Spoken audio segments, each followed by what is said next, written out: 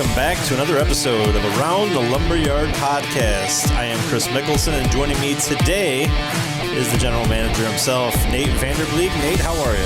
Hey, I'm not too bad, Chris. Feeling pretty good on this Monday off day at the time of recording. Got a nice little six-pack of wins last week, so you got to be doing good on a day like this.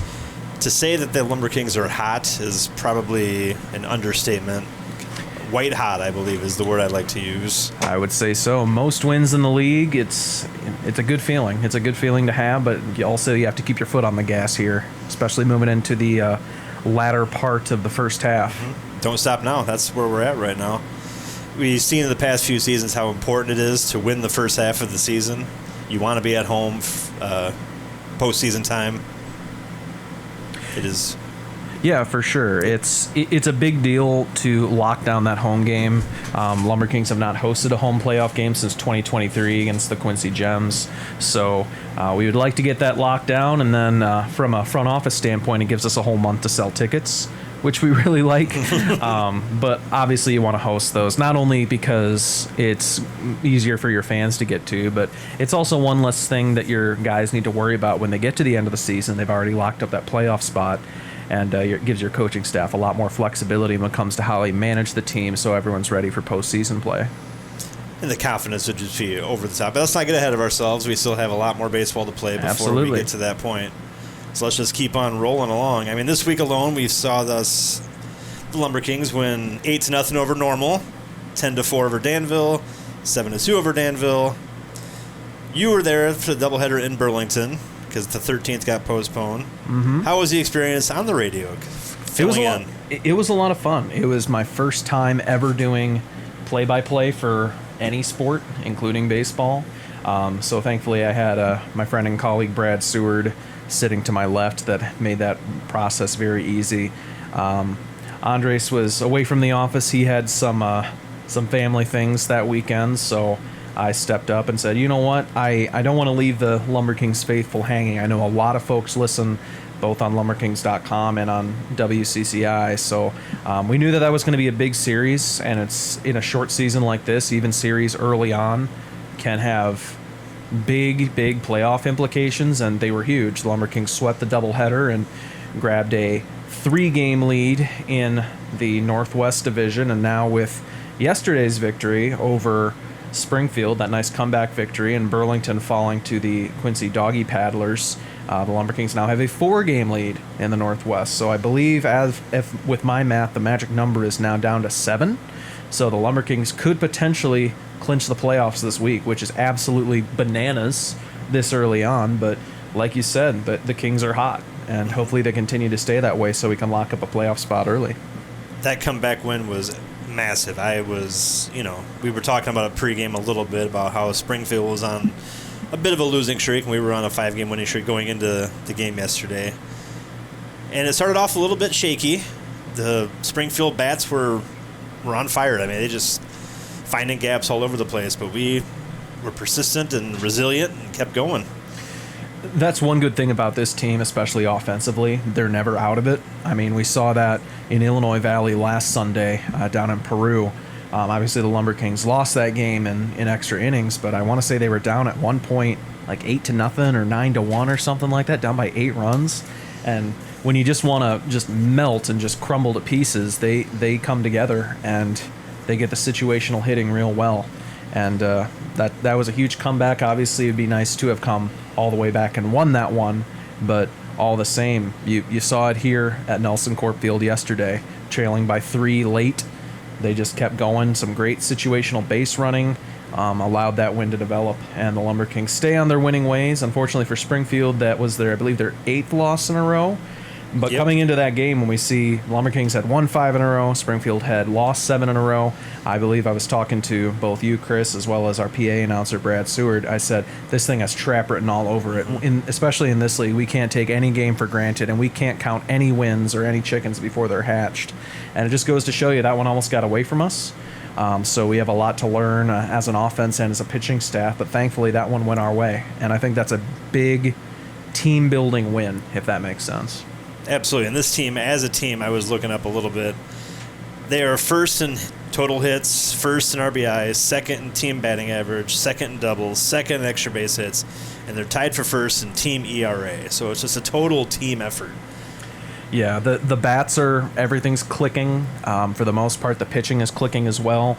I knew we'd have a good offense, and I'm almost afraid to say this, but because you don't want to jinx anything, but I've been very impressed with our pitching staff. I mean, at the start of the season, we knew the bats were going to be good. The pitching staff, it's like they'll be all right, but I mean, they've blown my expectations out of the water, and all props to them, and props to pitching coach Mike Funky and head coach Dom, but they have done a tremendous job. And one of the best things about this team has been the pitching staff.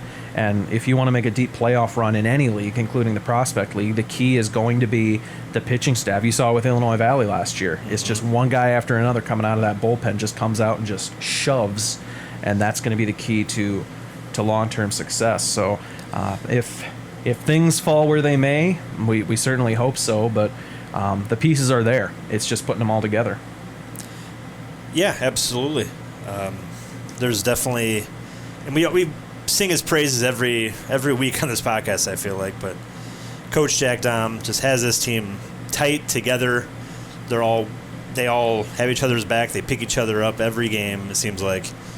I really enjoy watching this team play. This team just feels different. I don't know why. It just has that feel to it that this could be a special, fun year. Like I said, I don't want to get too far ahead of myself and get the cliche, it's a marathon, not a sprint. But this Prospect League being a 60-game season, I mean, you can't call it a full marathon, maybe a half marathon.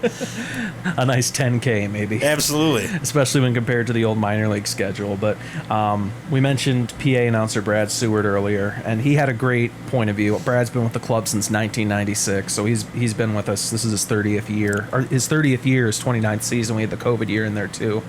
But he had a great perspective. And is it nice to win? Of course it is. But his primary goal going into every season is just have fun. And I'll tell you what, this team has been a lot of fun. And they've been winning too, and that's always a plus. That always helps. But if nothing else, it's been a lot of fun. And it's a fantastic group of ball players, and also important, it's a fantastic group of young men as well. All the players that I've talked to and had conversations with, they're great guys. They love the game. They want to be here. Every single player that is playing for the LumberKings is here because he wants to be a LumberKing. So it's always a great group to see, and a great perspective to see from our players as well. And I get a good vantage point of seeing these guys post-game, pre-game. They're not afraid to sign autographs for the kids that are down there. When I'm out there doing Splash for Cash or the Fun Run or anything like that, those players they'll stop at the gate and they'll sign just about anything you throw in front of them, as long as it's LumberKing related, obviously. Yeah. But they're not afraid to stick around for a while. Sign some play catch. I've seen playing catch with the kids and. Mm-hmm. Yeah, at our meeting we had with the players and the coaching staff before the season, I said to the players, I don't know what it's like at your colleges. We have guys that come from big-time D1 programs, guys who come from D2, D3, NAIA, JUCO, pretty much the whole gambit of college baseball. I said, I don't know what it's like at your school, but now that you're here in Clinton and you're a LumberKing, you are a celebrity, essentially, and not a huge celebrity, maybe a micro celebrity for lack of a better term. But when you go out in public, people will know who you are, and it's a good adjustment, because who knows, there could be one or several of these guys that go on to minor and hopefully Major League Baseball. So for this to be one of the stops on their journey is pretty special. So it's pretty great that those guys not only get to have that exposure, but also great for the fans as well. Yeah, I hope we get them something to remember at this ballpark. I mean, we've seen countless number. We have that big poster right by the office of players that have come from here, who have made their stop here and ultimately made it to the goal, which is get to the Major League Baseball. And that list is very long, and hopefully we can get there very quickly with some of these Prospect League players, like Max Holy, for example, we spoke with a few weeks ago. For sure. Not sure. I haven't kept track of, unfortunately, how he's doing down there in Fayetteville. But hopefully he's killing it down there. Shout out, Max. We love you here. We miss you here. Hope you come back someday. Friend of the show. Absolutely. Friend of the program, we like to say. Another thing that we can do, upcoming, we have a long homestand coming up. We got a couple games this week against Quincy. Seeing Quincy for the first time finally. Yeah, we'll see them a lot in the second half, especially up here at Nelson Court Field.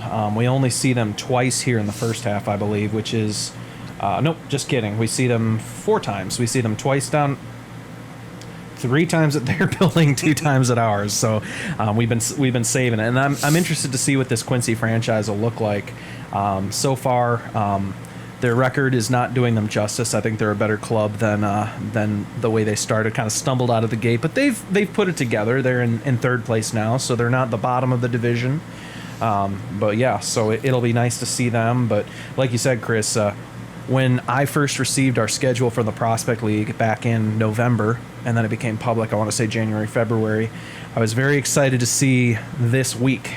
So we have 2 games down in Quincy, Tuesday, Wednesday, and then we rattle off 8 straight games at home to end the first half. So we'll be home Thursday, Friday, Saturday, Sunday, off Monday, home Tuesday, Wednesday, Thursday, Friday, and then Friday, the 27th of June, that's the end of the first half. So not only is that huge when it comes to playoff implications, but the LumberKings are in a fantastic spot. Worst case scenario, they will come back here at the start of that homestand 2 games up. So if the LumberKings drop both games in Quincy, Burlington picks up 2 wins Tuesday, Wednesday, already with a 4-game lead in the division, starting an 8-game homestand with a 2-game head start in the division going into the end of the first half. Pretty much an ideal situation if you're the LumberKings, if you're trying to clinch a playoff spot early. So, like we said, we're not counting any chickens before they're hatched, but it's hard to look at the schedule and not feel optimistic. I'm very optimistic. I'm really excited about this 8-game homestand just because the fans have been coming out this season. We are leading the league in attendance, or second in attendance, right behind Jackson. Jackson's also played 2 more home games than us. That's true. So we lead in fans per game. Yes, we do. Yes, by a couple hundred, I believe I saw. Nice, healthy lead. Which is very nice. The LumberKing fans, we've talked about it last time you were here. We had a conversation. Very faithful group of people. And they're always welcome back at this ballpark. We want this place as packed as we possibly can. Because, again, we talked about it. It gets loud here and rowdy, which we like. Really gets... Because a lot of these players on opposing teams have not played in front of that many people being as loud as possible. And we really want to see it more. So please come out. We have 8 games in a row, minus the Monday, off day. Come out. We have a lot of neat promotions coming up. Nate, do you have anything any promotions in mind? Yeah, for sure. So I don't want to get too deep into next week because we will have another episode of this podcast in the meantime. But just taking a look here. So our first game back here from Quincy is Mel Foster night. So our friends at Mel Foster have tickets there. So if you have not gotten your tickets from Mel Foster, that's a good place to get them. They're just our neighbors over there on 2nd Street. Friday the 20th against Burlington, we have DeWitt Day. Lots of DeWitt businesses participating in that promotion. The 21st of June, that's Saturday, we have the Carahow State Farm Kids Clinic in the AM. So if you're a young person ages 6 to 18, great chance not only to meet the players, but develop your baseball skills and get yourself to the next level. And it's just a fun day all the same. It's one of our favorite events as a staff and as a team.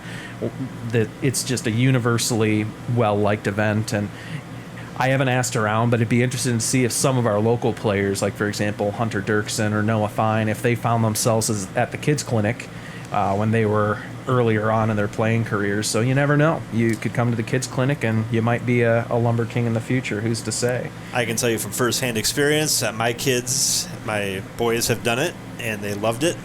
They had a blast doing it. Again, that is on Saturday, June 21st, 10 a.m. to 1 p.m.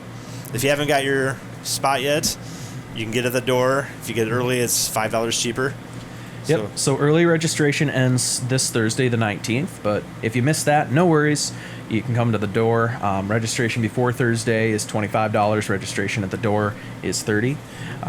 And that does include lunch and also includes a ticket to that evening's game. So you get quite a bit for that little investment there. Later in the evening that night, we also have Sauk Valley Media Night.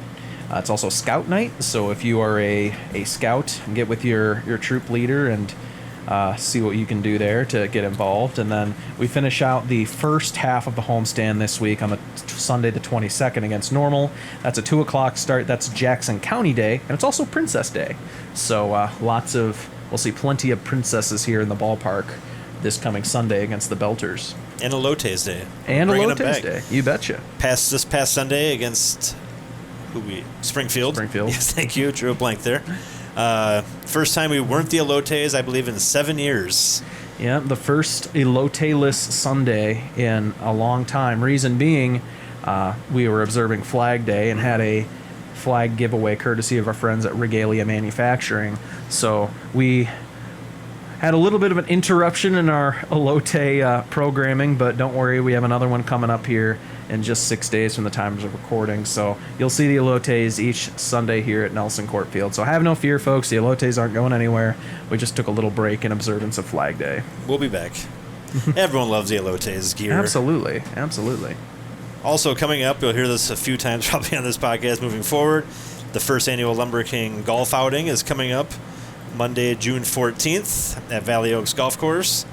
You can register at lumberkings.com/golf, or you can call the Lumber Kings office at 563-242-0727. Or you can scan the QR code if you're watching this on YouTube and do it right there. Scan the little code right here underneath us. $60 a person, $204 for a team. Tee off at noon. You much of a golfer, Chris? I like to golf. See, I'm not a golfer. I'm real good at putt-putt, but that's about the beginning. I'm not a good golfer. I like to have... I usually lose about 4 balls per round of 18, so... That's not bad. No. That definitely could be worse. That could be on the low end, too. Yeah. That's still not bad, though. Yep, so if you're a seasoned golfer like Chris, or you're an absolute newbie like me, not a bad day to get started. There's going to be plenty of current and former Lumber Kings, as well as coaching staff and lots of community members. And who knows, maybe we'll see Louis himself out there swinging a club. You never know. I like it. Let's keep going with that. But anyway, moving on here, we have our reveal player of the week and pitcher of the week. Drum roll, everybody. Thank you, Nate. Player of the week, Nick Vander. Yeah. So he played 4 of the 6 games we had. He had a .438 batting average, 14 total bases, .875 slugging, a 500 OBP, so a OPS of 1.375. He only had 2 strikeouts in those 16 at-bats. He had a stolen base, 7 runs scored, 2 home runs, a couple walks. He was also second in RBIs for the team. Yeah, Nick Vander, the Creighton Blue Jay, one of the newer additions to this Lumber Kings roster, went yard twice this last week. He's tied with Jalen Martinez with 2 home runs, leading this team early. Hit one over the left field fence just over by the Imon Picnic Pavilion on Thursday night against Danville, and then 2 nights later in the second half of the doubleheader in Burlington, hit another one out. He's a fantastic ball player on the offensive side of the ball, but also on the defensive side. He plays a good third base, had an inning-ending pick and nice throw over to first in Burlington as well. So one thing that I have said is we have so many good players on our team, and it's really hard to pick out a quote-unquote star player. But I would say Nick Vander is making his case here early as a person to watch moving forward. And another good guy that we talked about earlier, not afraid to throw a ball to some of the kids or sign anything, which is you like to see it. For pitcher of the week, we're going with Brody Myers. Had 5 innings pitched, didn't allow any earned runs, only allowed 2 hits, 5 strikeouts, a batting average against of 118. That's very low. That'll do, as the kids say. Yeah. Brody Myers, he's a QCA native, I believe originally from Silvis, Milan, somewhere on the Illinois side of the Quad Cities, attends Blackhawk College. Fantastic young man and a fantastic pitcher. You always love to see the JUCO guys come out and do well.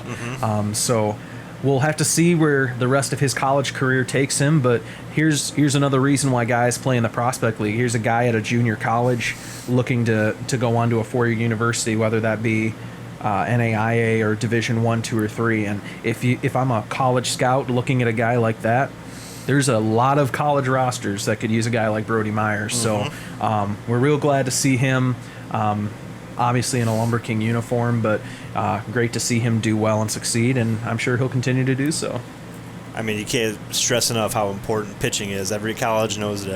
Every team on every league knows how important pitching is. I mean, the old baseball cliche is a cliche for a reason. Good pitching stops good hitting. Absolutely. So we take a look at how this season has developed, and in terms of baseball, it's a pretty short season, but I mean, 56 or 60 games is still a pretty long season in terms of sports. I mean, you look at around a college season, and it's awfully comparable. But it's interesting to see the trends here, especially early. So LumberKings starting 3-3 that first week of the season, obviously starting the 27th of May, the day after Memorial Day. 3-3, not the worst start ever, but you definitely hope to establish yourself as one of the leaders in the division when it comes to that. Going on what I've lovingly referred to as the tailgate and tall boys road trip. So a great big long 6-game road trip, getting 4-2 on that one. That's definitely nothing to complain about. We saw losses in the first half of a doubleheader down in Springfield, and then that painful Sunday loss to Illinois Valley down in Peru.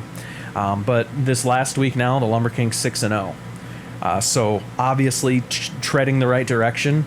LumberKings have won 11 of their last 13 contests, which is insane. That's among the best clips in the league. I think Cape is on a pretty good winning streak right now, too. 8 in a row.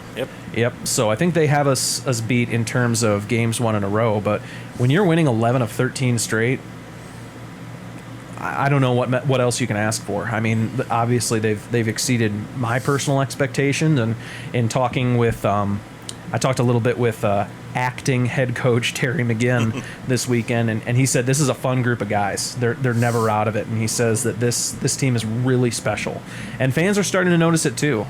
Not only with the wins, but I mean, they're such good play on the field. Even just with the eye test, you can tell that this team in a lot of ways is head and shoulders above other teams in the same regard. So the real question is, and the real challenge is, you cannot get complacent. We have not yet locked up a playoff spot, but like we said, with a magic number of 7, there's no reason the LumberKings cannot secure a playoff spot this week. So we might come back to you on the Lumberyard podcast here next week, and we could be saying first half winner Clinton LumberKings. We could be saying that, but a lot of work is to be done. So, I mean, you look at this team, it's a very deep team. They're very good offensively. Obviously, I think we said, second in the league in batting average? And also a very low team ERA, either first and second in that. But another thing that impressed me is, I haven't checked since yesterday's game, but we went into yesterday's game leading the league in fielding percentage. So we're hitting the ball well, we're pitching the ball well, we're fielding the ball well. That's 3 of the 5 tools right there. So we're either first or second in the league in 3 of the 5 tools of a ball player. So I don't really know what else we can do other than, like I said, just stay aggressive, stay hungry. There's going to be challenges. I'm not going to pretend like we're going to go undefeated the rest of the way. We're not going to go 55-5. That's probably a little bit. It would be great though, wouldn't it? Oh God, it would be fantastic. There's going to be challenges along the way. God forbid guys get hurt, but it is part of our game. So, but the depth is there. This is one of the deepest teams I've seen. You see that especially in the double headers. We've had a few double headers so far, and you get the lineup for game 1. And you say, okay, yeah, that's a pretty good group. All right, I feel pretty good about our chances. Then you get the lineup for game 2. It's a completely different starting 9, a completely different group of guys, and you say, that lineup's pretty good too. So Jack Dahm is in a pretty unique situation. He essentially has 2 teams he can put out on the field, which is fantastic for making sure you have a deep team. And like I said, God forbid someone gets injured or someone has other obligations, but lots of opportunities and lots of guys who can go out and play at a consistently high level. Sure, yeah. Then they do all the little things well. You took the words out of my mouth for all. They take the extra base, on a single. Guy goes first to third instead of just stopping at second. He is looking to make that turn and get third base with less than 2 outs. The fielding alone, you can see just the fundamentals are right there. They just do everything so, crisply, and they move so well, infield, outfield, right behind the plate. I can't imagine we have too many, bottom half of the league probably with, pass balls, or top half of the league, I guess it would be. Mm-hmm. I really enjoy watching it. Like I said, we had all those stats earlier, first in total hits and RBIs, second in batting average, doubles, extra base hits.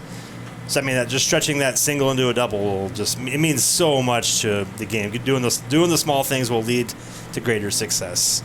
Well, you saw yesterday too. If fans were here at the ballpark watching, or maybe listening on WCCI, that ninth inning hit by Bryton Clements, that was just kind of a bloop single that went into the outfield, but he came right out of the batter's box saying, "I'm going for 2," and kind of kept the center fielder, caught him napping a little bit, and had to stretch the single into a hustle double, and that ended up being the game-tying run.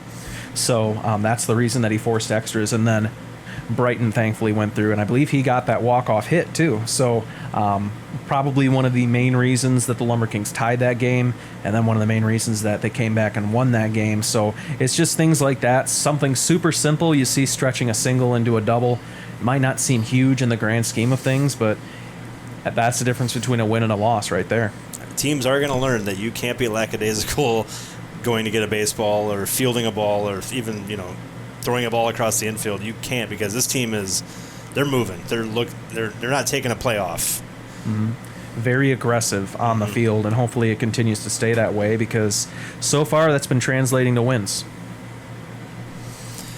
Sounds good. Yeah, so again, we have Saturday, we have this Iowa State Farm Kids Clinic, 27th annual. We've been doing this 27 years. That is just crazy to me. June 21st, 10 a.m. to 1 p.m., clinic, lunch, ticket to the game, all that included for $25, pre-registration, $30 at the door. Again, we play Burlington that night, so it could be a huge game. That could be absolutely massive, if all things go well in Quincy. And then again, we have the golf outing coming up on July 14th. $240, I believe it was. $240 for a foursome, $60 if you're by yourself. Yep. If you come by yourself, no worries. We'll put you with a good group of guys, whether that be players, coaches, or other LumberKings fans as well. And kind of circling back to that kids clinic, that potentially, depending on how this week shakes out, hopefully, knock on wood, that could potentially be a clincher. Mm-hmm. And that would obviously be a huge game, because not only with where it is in the schedule, but it's against Burlington, who we're currently in a dogfight for first base. But a comfortable 4-game lead, but can never be too comfortable, for sure. Yeah, never too comfortable there. So we really appreciate you guys listening, follow us on all of our socials. You can see them all below. Apple Podcasts, iHeartRadio, Spotify, Amazon. Watch us on YouTube. Hello, this is us. Thank you very much for listening. Nate, thanks so much for joining. It's always fun talking to you. Yeah, thanks so much for having me. If you're listening or watching the podcast, I'm guessing you're going to be coming down to games anyway, but grab a few friends, grab some family. I'll tell you what, this is probably this is the thing to see in Clinton right now, and this team is, I think all of our Prospect League teams have been pretty good, but I think this team has a chance to be very, very special, so you're going to want to be here to see it firsthand. I mean, we're not trying to blow smoke here. It's nothing. This is what we do. This team is, I said earlier, it feels special. It just feels different. So get your tickets now. Buy your single-game Lumber tickets today. Scan the QR code. Take you right to the link. Stop us and say hi. Me and Nate's usually wandering around. I'm always wandering around. Feel free to say hi. Come join me on the field for a game, perhaps. Hop in the bubbles. Go against somebody. Smash into each other. Do what you got to do. Everyone's favorite thing to do. So watch us. Just like, comment, share this video. For Nate, our producer, Kannon, Andrés, Tejeda. I'm Chris Mickelson. Thank you for joining us in Around the Lumberyard podcast. We'll see you at the ballpark, and go LumberKings.